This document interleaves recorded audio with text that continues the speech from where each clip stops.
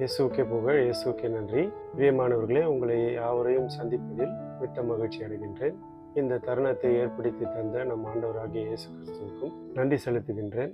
ஆண்டவரிடம் மன்னிப்பு வேண்டி உண்மையான பரிகாரமாக நாம் அவரிடத்திலே 180 டிகிரி யூ-டர்னை எடுத்து அவரிடம் செல்லுவதுதான் இந்த மெட்டனோயா. இது சால்வேட்டரி ரிப்பெண்டன்ஸ் ஆகும். என்ன செய்கிறது என்றால், இந்த மெட்டனோயா என்னுடைய தனிப்பட்ட வாழ்க்கையினுடைய பாவங்களை நான் ஆராய்ந்து அலசி பார்த்து அவைகளுக்கு பாவ பரிகாரம் செய்து திருந்தி வாழ்ந்து நான் இறைவனிடம் திரும்பி வருவதுதான் இந்த மெட்டனோயாவாகும். பாவம் கூட்டல் அதனுடைய தண்டனை கூட்டல் அதை நாம் ஏற்றுக்கொள்வது கூட்டல் நம் பாவம் மன்னிப்பு பெறுவது இறைவனிடத்திலிருந்து கூட்டல் அதற்கான பரிகாரங்களை செய்வது. இதுதான் சால்வேட்டரி ரிப்பெண்டன்ஸ். தவக்காலத்தை கடந்து வந்து விட்டோம். இந்த இறுதி வாரத்திற்குள் இருக்கின்றோம். இந்த தவக்காலம் என்ன நமக்கு கற்று தந்தது என்பதை பொறுத்து நாம் வாழ்வியலை உருவாக்குவோம். இந்த தவக்காலம் நமக்கு என்ன ஏற்படுத்தி தந்தது என்பது கேள்விக்குறியாக இருக்கும். இந்த தவக்காலத்தை பற்றி உங்களிடம் பேச நான் விழைகின்றேன். கிரேக்கத்தில் இந்த தவக்காலம் மெட்டனோயா என்ற ஒரு வார்த்தை சொல்லுவார்கள். மெட்டனோயா என்றால் சால்வேட்டரி ரிப்பெண்டன்ஸ், அதாவது சேவிங் ரிப்பெண்டன்ஸ் என்று பொருள்.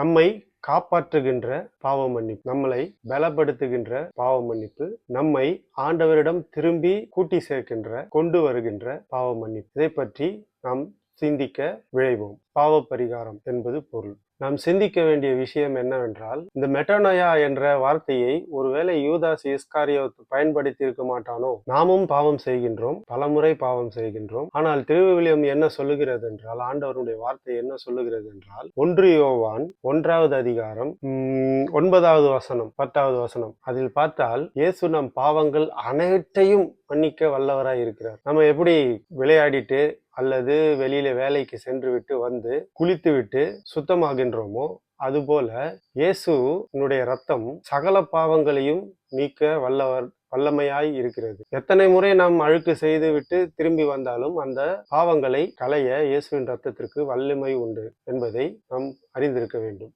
ஏனென்றால் 1 யோவான் 1வது அதிகாரம் 9வது மற்றும் 10வது வசனமும் 2வது அதிகாரம் 1வது வசனத்திலிருந்து 2வது வசனம் சொல்லுகிறது, சகல பாவங்களையும் மன்னிக்க வல்லவராய் இருக்கிறார் ஆண்டவராகிய இயேசு. திருப்பாடல் ஆசிரியர் 109வது திருப்பாடலிலே 2வது மற்றும் 30வது திருப்பாடலிலே இவ்வாறு சொல்லுகிறார், என்னை காட்டி கொடுத்தவர்கள் என்று ஆண்டவர் யூதாஸ் இஸ்காரியோத்தை பற்றி திருப்பாடலிலே தாவீதின் வாயின் வழியாக தன்னுடைய பின்னாடி என்ன நடக்க போகிறது என்பதை முன்குறித்தே தீர்க்க தரிசனமாய் சொல்லியிருக்கு. அதே போல 109வது திருப்பாடலிலே 6வது வசனத்திலிருந்து 8வது வசனத்திலும் மற்றவரை காட்டி கொடுப்பவர்களுக்கு என்ன தண்டனை என்பதை குறித்து அங்கே எழுதியிருப்பார்கள். யூதாஸ் இஸ்காரியோத்து ஏன் மன்னிக்கப்படவில்லை என்றால், அவன் பாவத்தை உணர்ந்தான், ஆனால் அதை அறிக்கை செய்து ஆண்டவர் பால் திரும்பி வர அவனுக்கு மனம் இல்லாததனால் அவன் நாண்டு கொண்டு மாண்டான் என்பதை திருவிவிலியம் தெளிவாய் சொல்லுகின்றது. நாம் பாவ சங்கீர்த்தனம் செய்வதால் நம்முடைய பாவங்கள் மன்னிக்கப்படுகின்றது திருச்சபையினுடைய கோட்பாடுகள். ஆனால் உண்மையிலே நாம் மனம் திறந்தவர்களாக அந்த பாவ மன்னிப்பை ஏற்றுக்கொள்கின்றோமா என்பது கேள்விக்குறியாக இருக்கிறது. ஆண்டவர் பால் உண்மையாலுமே மெய்யாகவே நாம் திரும்பி வருகின்றோமா? ஆண்டவரே என்னை மன்னித்து விடும் என்று அந்த இளைய மகன் கூறி தன் தந்தையிடம் சென்றது போல நாமும் செல்கின்றோமா என்பதை குறிக்கவே இந்த பாடுகளின் வாரம் நம்மை அழைக்கின்றது. இந்த உலகத்தில் உள்ள அனைவரின் பாவங்களுக்காகவும் நாம் ஜெபிக்க வேண்டும் என்பது அந்த கட்டளையாய் இருக்கிறது. அப்படி நாம் ஜெபிக்கும் பொழுது நம் பாவங்கள் மன்னிக்கப்படுவது மட்டுமல்ல, உலகத்தின் உள்ள அனைவரின் பாவங்களும் மன்னிக்கப்படுகின்றன என்பதை குறித்து அங்கே எழுதியிருப்பார் யோவான் ஆசிரியர். சகல பாவங்களையும் அழிக்க வல்லவராய் மன்னிக்க வல்லவராய் இருக்கின்ற இயேசு ஒரே ஒரு பாவத்தை மட்டும் அவரால் மன்னிக்க இயலாது என்பது மத்தேயு நற்செய்தி 12வது அதிகாரம் 31வது வசனம் மற்றும் 32வது வசனமும் இயேசுவே தன்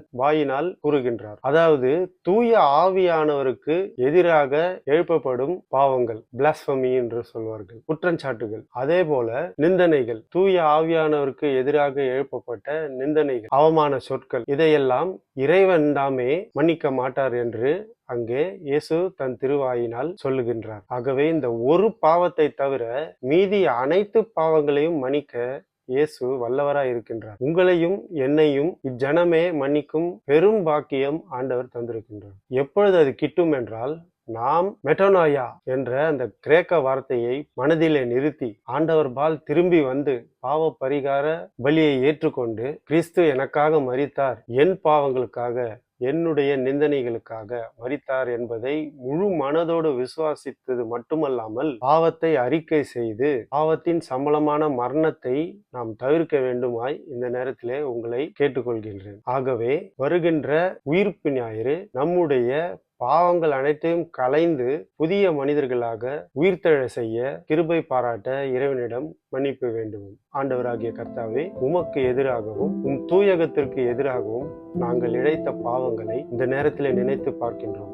எங்கள் பாவங்களை மன்னித்தருள வேண்டுமாய் இந்த நேரத்திலே ஜெபிக்கிறோம். ஆண்டவரே, உம்முடைய கிருபையினாலே நாங்கள் அறிந்தும் அறியாமலும் மறைத்து வைத்து செய்த பாவங்களுக்காக மன்னிப்பு கேட்கின்றோம். எங்களை மன்னியும். உம்முடைய திரு வார்த்தைகள் சொல்லுகிறது, நீ சகல பாவத்தையும் மன்னிக்க வல்லவராய் இருக்கிறீர் என்று. ஆண்டவரே, இதோ நாங்கள் மனம் நொந்தவர்களாக, மனம் உருகியவர்களாக உம்மிடத்திலே வருகின்றோம். எங்கள் பாவங்களை நீர் மன்னித்து எங்களுக்கு மீண்டுமாய் ஒரு புதிய வாழ்வு தர வேண்டுமாய் ஜெபிக்கிறோம். எங்கள் மேட்டிமையை, எங்கள் ஆணவத்தை தவிடுபொடியாக்க நீர்தாமே சிலுவையில் சுமந்து பாவ பரிகாரி ஆனதுனாலே எங்கள் பாவங்களை நீ மன்னிக்க வேண்டுமாய் ஜெபிக்கிறோம். நாங்கள் பாவ மன்னிப்பு பெற்றவர்களாக இந்த உலகத்தில் வலம் வர உம் மகனினுடைய வழிதனில் நடக்க எங்களுக்கு கிருபை பாராட்டியதற்காக நன்றி செலுத்துகிறோம். எங்கள் ஜெபத்தை நீர் கேட்டு எங்கள் பாவங்களை மன்னித்தமை ஆண்டவரும் இரட்சகருமான இயேசு சுவாமியின் நாமத்தில் ஜெபித்து ஜெயம் எடுக்கிறோம் நல்ல பிதாவே, ஆமென். Praise the Lord. நண்பர்களே, மீண்டும் அடுத்த பகுதியில் சந்திப்போம். நன்றி, வணக்கம்.